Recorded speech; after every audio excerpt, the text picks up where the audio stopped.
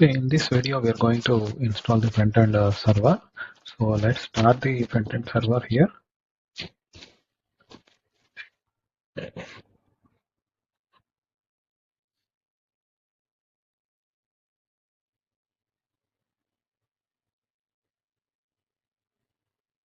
You can see that the server is running. Now we'll copy the private IP and first we'll hit the application host, and from there we can jump into the private server.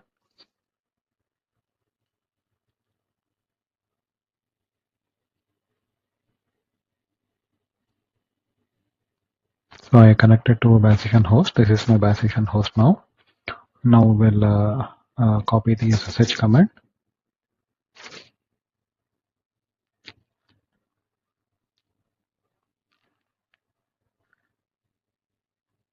Yeah, now I'm connected to the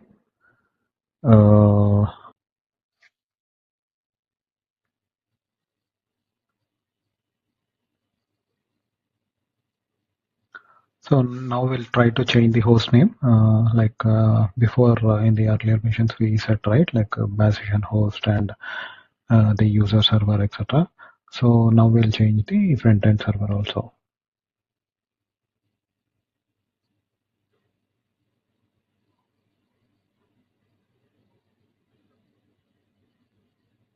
Yeah, now the host name has been changed.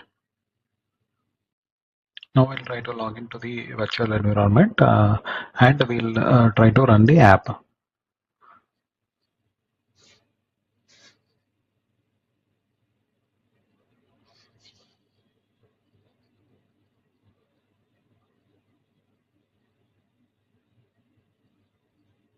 Now we will create one file here. You can call it by any name. And now we'll paste the code which will drive the /user and /payment services. So this is the main code in the front end. So whenever the users hit the front end server, right, it is going to direct according to the path URL to the, it is going to call inbuilt functions, which is nothing but /user and /payment. It's going to call an internally the other servers. So it's like an API call.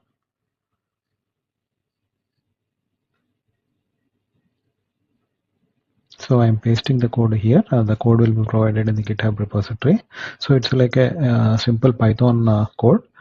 So this is built on Flask application. So user API, we are already giving it here, internal ALB DNS. So the whatever your DNS is there, right, internal ALB DNS, so that you have to paste it here.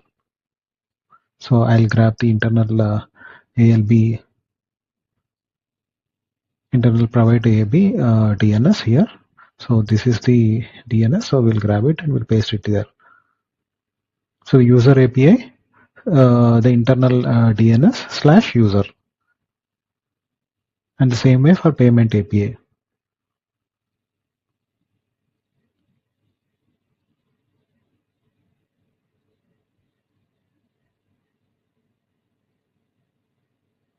So we're going to print all the data which is present in the /user and /payment using this for loops here, and we are going to put some banner saying that enterprise microservices demo HTML small banner, and this is going to run in 5050 port.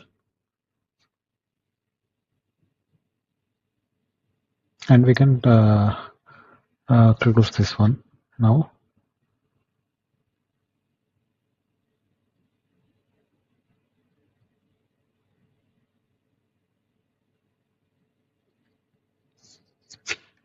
We'll try to run this one now.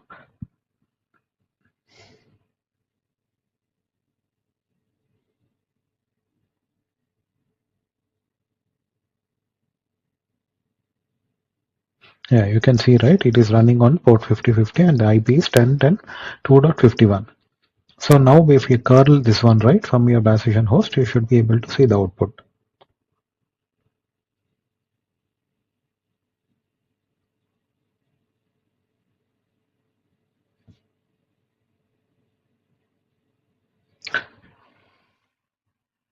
So you have to make sure that the bastion host can SSH into this server. Yeah, the security group is already added for SSH. So now you can start SSH session from the bastion host. First you connect to the bastion host here.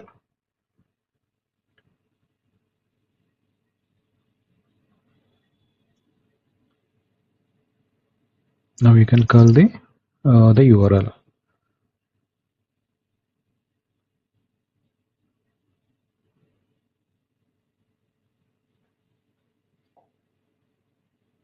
It is 1010 2.51/5050.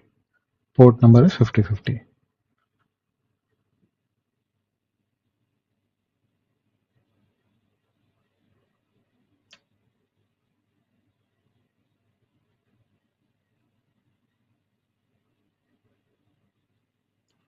So it is not running. We'll check the security group here once again.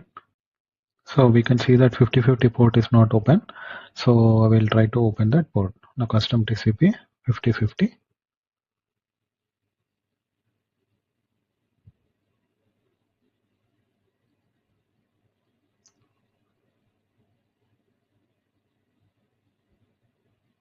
And you can select the bastion because we are sending that URL from the bastion host. So we are opening the port for the bastion host.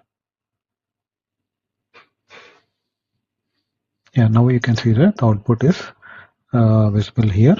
So it's a small banner we are printing like enterprise microservices and user service hostname and the payment service hostname we are printing here. So now we'll create an public facing ALB, but before creating that we need to create a target group. So let's create a target group here. So you can give it some name like a front-end target group. So the port number you'll be selecting is like 5050 because all the time the target groups will run on the port number with respect to the EC2 machine. So EC2 machine's app is running on 5050. So you'll select here 5050 port number. Now you select the VPC. The VPC should be like the whatever the VPC we have created, and the path should be the default path. And you can create on.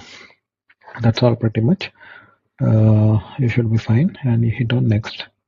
So now we will register the front end server here because it's public facing, right? So you need to register the front end server. So hit on next.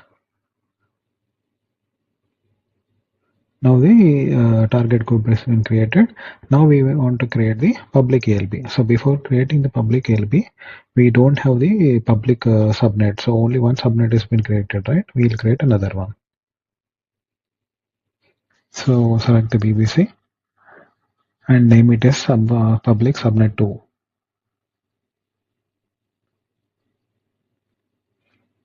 So availability, you have to select another AZ. Right, 1B you can select here, and you can give the subnet like subnet will be 1010 like 4.0/24. You can hit on create subnet.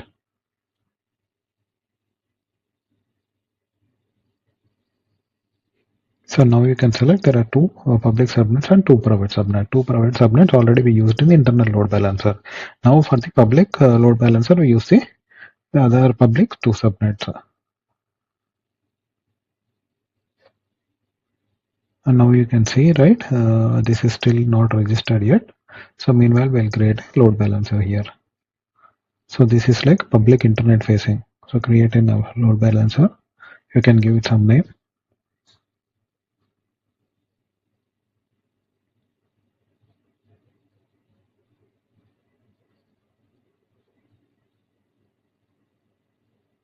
It should be internet facing here. Now select the VPC and select the AZs like we have created in 1A and 1B, right?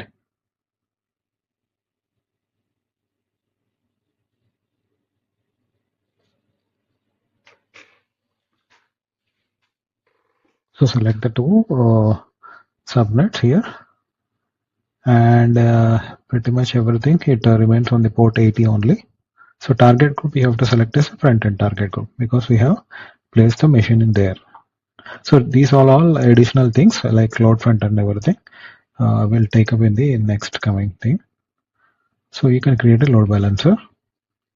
Now the load balancer has been created.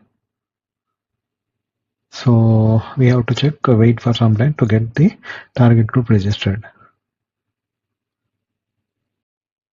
So now let's check the target. Now let's check the security groups of the ALB. We'll see whether it has an access to the front-end servers or not. So you go to security, edit, because the security group is not selected. So the security group what we have created is public ALB, that will select here.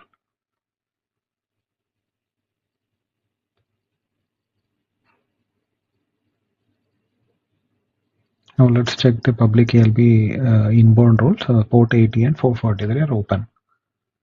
And outbound it's anything is open now. So we can communicate with the front-end server.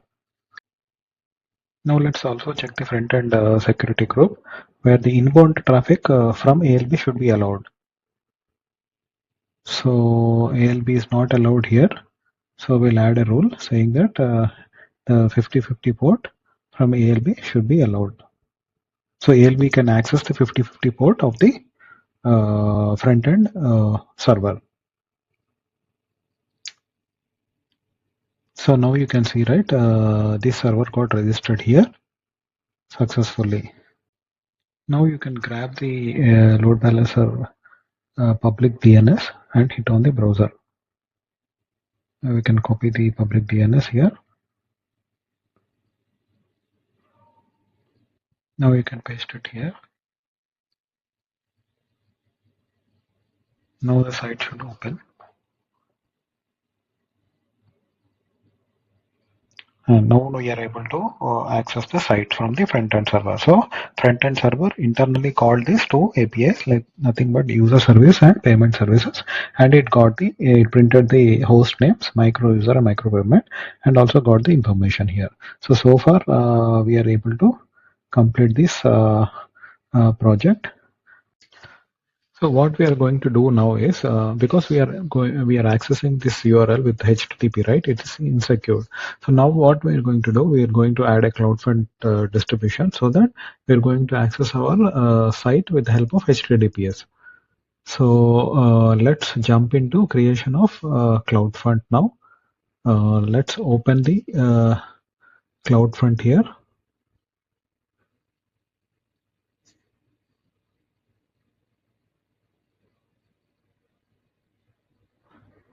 Now you can open the CloudFront. So we have to create a distribution and we have to point that to the ALB. So origin access we have to create, saying that it has to point to the ALB, public ALB what we have created. So you can create with some name like Microservices, CloudFront. So CloudFront is basically a content delivery network, CDN we call it. So the origin type you have to point it to the front-end ALB. That is nothing but the public ALB. So rest everything remains the same. You can click on next. So WAF also is an additional parameter. You can add it, but for now we'll keep it as disabled. So create distribution here. So it will take some time for the distribution to create. So let's give it some time for the distribution to create. So here you have to change one important parameter. You have to edit the origin and point it to the protocol as HTTP because the internal, the public ALB is running on HTTP. So now you can grab the DNS of the CloudFront and hit on the browser.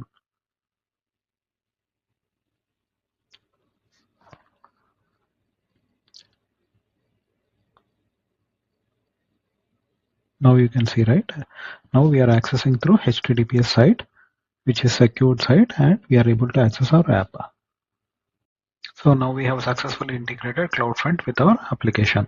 So this is the flow what we are following. So user browser hits the CloudFront edge location, and then from there we are going to access the public ALB and then front-end server, and then it is going to route to the internal microservices/user/web. So before wrapping this up, if this project is useful to you in any way, can you please subscribe to this channel and hit on the bell icon so for future notifications, and also it will be encouraging for me to bring up new projects going further. Thank you.